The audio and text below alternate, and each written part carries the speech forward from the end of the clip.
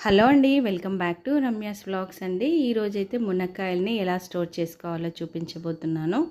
ముందుగా నేనైతే మునక్కాయలు తేగానే ఇలా ముక్కలు ముక్కలుగా కట్ చేసేసి ఒక కవర్లో వేసి పెట్టేసుకుంటానండి. ఎందుకంటే అలాగే డైరెక్ట్గా పెట్టలేం కదా ఫ్రిడ్జ్లో, అవి మెత్తగా పడిపోతాయి. అలాగే గుజ్జు కూడా మనకి ఎండిపోతుందన్నమాట. అసలు గువ్వం మనకి కనిపించదు. మనం 2-3 రోజులు అలాగే వదిలేసామనుకోండి, ఇలా కట్ చేసి పెట్టుకున్నామనుకోండి, మనకి ఎప్పుడు టైం ఉంటే అప్పుడు మునక్కాయలని ఇలా పొట్టు తీసేసి మనం కూరలలో వేసుకోవచ్చు. అలాగే మాత్రం వేయకండి, పొట్టు గొంతులో విరుక్కుపోతుంది, మనం తినేటప్పుడు పొలమారుతూ ఉంటుందన్నమాట.